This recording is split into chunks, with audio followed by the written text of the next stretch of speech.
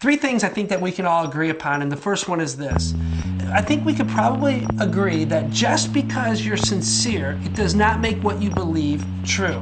Now, admittedly, this goes against what so many people think, because so many people think that as long as you're sincere, as long as you really mean what you say, that what you believe is okay. And now I think, though, that if we think about this logically, we'll come to believe that just because you believe something sincerely, it does not make what you believe to be true. And I think I can win this argument with just two words: American Idol.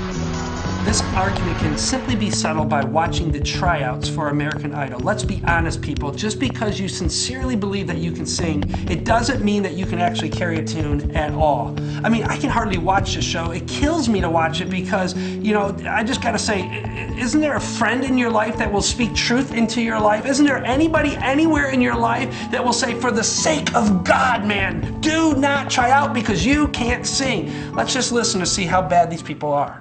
Never had a man that drives me crazy like you do. My heart's been missing in action since the end of June. And I don't know where it's been taken, But I do know that it's love it's been making.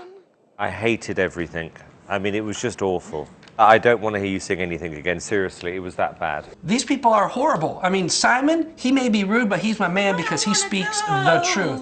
This girl right here, she needs to go home. This guy, he's worse. I had an itch to go down. You know it's hard. Destination number one. Can we agree, just a quick show of hands, can we agree that just because you are sincere in what you believe does not mean what you believe is actually true? Just a quick show of hands. And here's the second thing. Can we just all agree that there may be truth in all world religions, but all world religions can't be true? Now let's just unpack this for a moment, because I know what a lot of you are thinking. You're thinking, how arrogant, how can you say that, Christians have the corner on truth and on the whole God thing? And, because a lot of people say this, they say what we believe is true and what everybody else believes is wrong, or, we have the truth that is from God and what everybody else has is from the devil or something like that.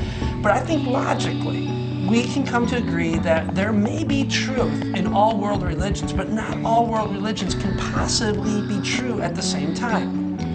For instance, if we were to take all the world religions, you would have to admit that there are a lot of similarities in them. For example, all world religions, or most of the world religions, say that life is sacred, that life is precious and ought to be protected. And another thing I think they would primarily agree upon is that there's something eternal about the soul of man, that the human existence isn't the only part of our existence, that life goes beyond after the grave. Another thing I think they would say is this, that most of the world religions say that there is this moral code that we ought to live by, that fidelity in marriage is important, and that we shouldn't lie and we shouldn't steal and we shouldn't treat people poorly. And there seems to be this idea in most world religions that we ought to treat each other with some sort of dignity and respect. And so I think we would all have to admit that there are some similarities in world religions, that all world religions contain some sort of beauty and truth in them.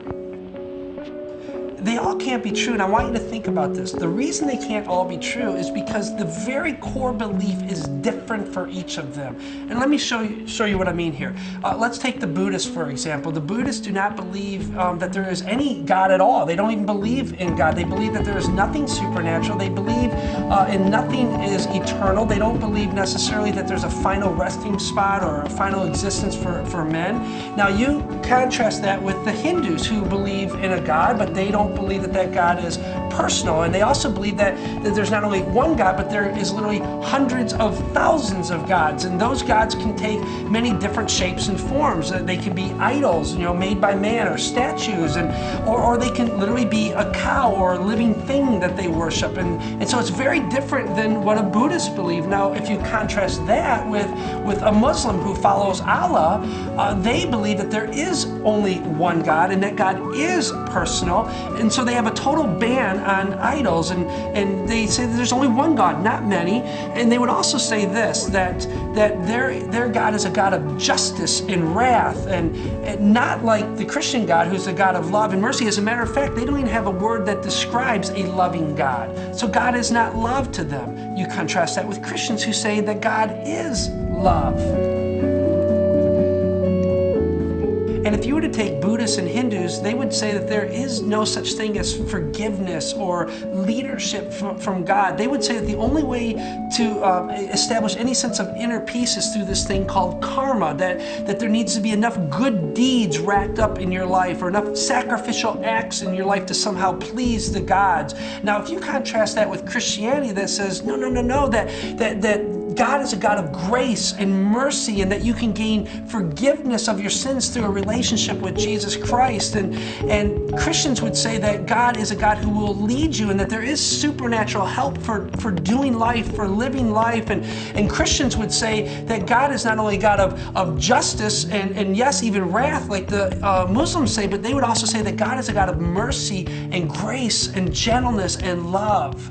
So you have the Buddhists who say there's one God, and you have the Hindus who say there are hundreds of thousands of gods, and then you have Jesus who lands right in the middle and says, no, you're both wrong. There is only one God, and I'm Him. I'm God made flesh. And then you have, Operism, which is, the belief that says, all roads lead to God, and, as long as you believe what you believe sincerely, it all kind of points to God. Many paths lead to God. And Jesus says, no, that's not true either, that there is only one way to God. And Jesus actually said, I am the way, the truth, and the life. And so I'd have to think that we could all agree that while there may be beauty and truth in each of these world religions, they all cannot be true. Why? Because they are so different. Would you agree, just raise your hand, that they just cannot all be true because they are so different?